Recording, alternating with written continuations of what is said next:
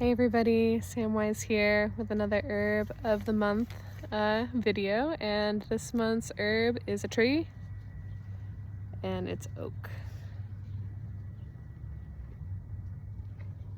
It's big. It's a big it's a big oak tree, and it's winter and it's cold. So there's here in Ohio, trees lose their leaves. They lose them. But they get them back in the spring. So thank you so much to Debbie Spangler, who let me know about this amazing oak tree in front of their old house, which is in front of an elementary school. But yeah, look at this gorgeous giant being. It's just so big. And yeah, I want to share with you a little bit of the medicinal actions of oak and some of the lore from some books. So yeah, oak is actually very antibacterial. The book called Herbal Antibiotics by Stephen Buhner, and he writes that oak bark is actually effective against strains of E. coli. The bark especially, and that's kind of like what we'll be talking about today, is a lot about the bark, although you can use the leaves when they're fresh, but these not so much right now, maybe. Although I don't know, different cultures use different plants in different ways. So as far as I know, in my traditions, the bark is kind of the most medicinally used. And yeah, it can be ground and used in a wound powder if something is like really weepy. And also used like in water, like as a wash if you decoct it, meaning like you boil it for a while. You can use it as a wound wash for something that's kind of like infected and weepy. We used oak as a wound wash last summer when someone had a open, like kind of weepy infected wound on their foot, and we did oak foot baths, and it helped clear the infection. It was very weepy. We weren't sure whether it was poison or guardian oak or something infectious, and so either way oak would support that because it's very astringent, meaning it's pulling, so it'll pull like wetness, and it's drying, right? So it's both drying and astringent, so it's good for like pulling things out that need to be pulled out. And yeah, I have another book called Herbal Medicine from the Heart of the Earth by Cheryl Tilgner, which talks about that too, and she goes into a lot more detail about white oak in particular. I'm not sure what kind of oak this is right now. I'm still learning what things are in Ohio. I know it's a oak. There's acorns everywhere. I don't know what kind of oak. Maybe one day I'll learn and I'll tag this video and I'll edit it. But for now, I'm talking about white oak because that's what Cheryl talks about in her book. So it's very tannic, right? So again, it's stringent, drying, and it's really good for subacute or chronic conditions with exhaustion from disease. So like people who've been sick a long time and are like really depleted and tired. And good for like ulcerations, which are like ulcers, right? Like breaks in the skin or sores that come from pressure or come from like, illness. Relaxed and atonic tissues, so things that are kind of like too relaxed and need help coming back together. Same with like prolapsed organs, so like maybe you've heard of a prolapsed organ or tissue that's like kind of too stretched out and it needs some help kind of coming back together. And this says putrid states, so I would call that like infection. And they talk about personality, which is nervousness, trembling, like a feeling of being broken down but still going on, as someone who's maybe a good candidate for some oak medicine. It benefits the spleen and lymphatic system, so our lymph system, which makes sense in the wetness, right? And helpful with mucous membrane inflammation. So that's like sore throats, that's like gum and ulceration, or like, sores in the mouth, and make a good like gargle, like swishing it in your mouth and spitting it out. Yeah, sinus congestion a little bit, not too much because it is very drying. It's very drying. And my notes got blown around. Wounds, local inflammations, weeping eczema, like a little bit of weeping eczema, but not like large swaths of broken skin or weeping eczema. leg ulcers, and potentially good for compress for eye inflammation, although I would kind of test that out a little bit before going too much in, because that might be drying. So yeah, really good for like hemorrhoids, you know, like again, that with that prolapse, the lax tissue that needs help kind of coming back together. Same with like, yeah, nodular varicosities. So like, kind of like, what's it called? Spider veins, or like veins that kind of get blown out. Fissures, fistulas, gastrointestinal ulcers. Those are things that can happen in our GI tract. So like a sitz bath with oak might be really nice for hemorrhoids, or like, a rectal prolapse, or like fistulas like in our GI tract towards the end.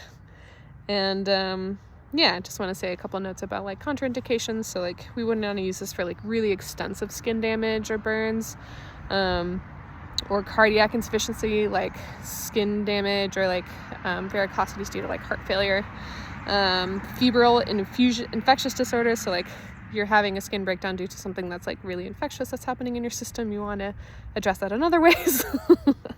And again, like large swaths of like eczema. But yeah, if you're kind of working with your like kind of run-of-the-mill, like smaller, like weepy skin thing, you might try some oak and see if that's helpful. And then yeah, in terms of like spiritual uses, oak is very storied, very features in mythology of European folk traditions a lot. That's why, you know, we often hear, especially if you have traveled to Europe, lots of taverns are called like the Royal Oak. Lots of like places that are churches used to be sacred oak groves for like people who used to worship in tree circles. And generally like big oaks are at places like schools, universities, places that like kind of, you know, not to say that that's the case in this particular situation where I am right now, because I don't really know the history of this particular spot. But yeah, so it was common in the colonization of, you know, very, very old, like heathen or Druid or pagan peoples, which meant rural, right? By like forces of empire, like Roman or other forces of empire, would take places with like oak groves, sacred oak groves, grown in circles, or just places that held really, really old oaks, either chop them down or put a university or a church on it. So that's a thing to look out for. Sometimes, yeah, cemeteries. Hopefully I'll get to a cemetery later in the month to visit a very old tree there. But yeah, these are places marked by these oaks that are associated with like sanctuary, ritual, and yeah, places where communities could come together for big important things in their lives. Like there's a lot of lore around oaks being a good place for weddings and other big like ritual, and also a place to like solve conflict. So oaks have a big association with justice in the lore, and not like our justice system in the United so-called states, but like kind of like how Cornel West talks about justice as love in public. And what I love about that in oak is that, you know, when we're moving through conflict, right, at least what I'm learning about moving through conflict is that it's really helpful to be soft enough to receive information about the other person, about what's happening for them, and be soft enough to receive our own pain about what's happening for us, so that we can come back together. And a big part of like oak, like spiritual medicine, as talked about in like the flower essence repertory and like different flower essence associations, and also I'm pulling from this book called Celtic Tree Magic by Danu Forrest. It's about being strong enough to be soft, being strong enough to let go and surrender in order to come back together, both like with others in conflict, in between us and our community, like in restoring justice, and also with ourselves, in order to like stand in our own sovereignty and our own dignity, which is like a big part of what I think about oak is sovereignty. And there's lots of lore about like the oak king, which is associated with summer, and then there's like the holly king for winter, but like lots of lore about oaks and kings. And And like, yeah, associated with Odin, which like, whatever, Odin, but like, I really love this idea of oak and this idea of sovereignty and like standing in your own power in a good way, and like using that power in a good way for right action, because it's really about, again, that like receptivity to what's really happening around us and for other people, and also for us, in order to move in a good way, move in the spirit of justice, move in the spirit of love, and move in a way that helps us come together. So yeah, that's really what I think about when I think about oak. It's a strong, long-lasting wood, so like physically it endures, and so it's very associated with endurance as well. And yeah, also associated with stags, which again has that like kind of, yeah, lots of lore around like stag deities that are gendered in many ways, but enlightening. And then of course like acorns, y'all. Like acorns are a huge food source that I feel like we've really forgotten about in modern times. And you know, oaks can just like be just like hugely nutritive and just like give generous like abundance of nutrients that like we really need to use. Otherwise the tannins in the acorns and the leaves become not so great for the trees. So, you know, there's this like, yeah, tuning into that nutritiveness that I think our time is really like calling us to remember, that nutritiveness of justice, that nutritiveness of coming together, and of that, you know, that softness and receptivity and strength as well. So yeah, there's lots of fun divinatory associations too. There's like divination associated with like how the wind rustles through the leaves and that having different meanings. Divinations about what happens when you open an oak gall, which is when, you know, an insect or some kind of something interacts with the bark and it kind of puffs up in a ball. If you know, cut into the gall, that can have different divinatory meanings depending on who you ask. And yeah, lots of things about acorns and love spells, and like holding an acorn in your pocket or like in a little magical pouch being like good luck, and also to remember that strength, which I'm gonna need some strength tomorrow, so I may ask for an acorn here. But the one thing that I really like about oak is that one of its names in the Oham, which is like the Celtic tree alphabet, which has divinatory meanings for each tree or many trees. The word for one of the words for oak is duar. I'm trying to say it right. It's like a door. Duir. There we go. Duir. And I just got a little shiver as I said it like that.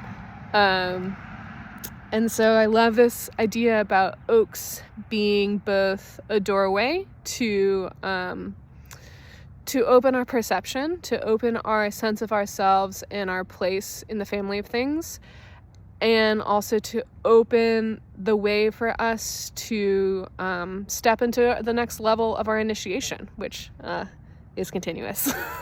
You're just constantly leveling up, which sometimes is tiring, which hence, you know, the endurance support. So thanks, oak, for the endurance support. Because yeah, it's really inviting us to step into our own power, and to do that through softening, and to do that through literally coming together, right, in the flesh as well as in the spirit. So that's a little bit about oak. Also, don't use it if you're constipated. Not gonna help you. Go in the opposite direction. Great for diarrhea, but not too much, you know. Do some diagnostics, figure out what's happening for you before you, you know, really go hard on it for diarrhea. Anyways, that was a side note, but I hope you enjoy oak in your region. Lots of different kinds of oaks. I'm curious how you use oaks, or how your family or traditions have used oaks, or revered oaks. What are your ways of sending appreciation to oak? So I got to sing this one a little song, got to give it some water, and just generally appreciate its beauty, because look at it. There's not that many like big ash trees here in Ohio, so I'm really appreciating getting to spend a little time with this one. So thank you for listening, and stay tuned for more about oaks this month. Hopefully getting together a really exciting podcast episode. And thank you again to all my patrons. Y'all are amazing. Thank you so much, and I'll talk to you soon.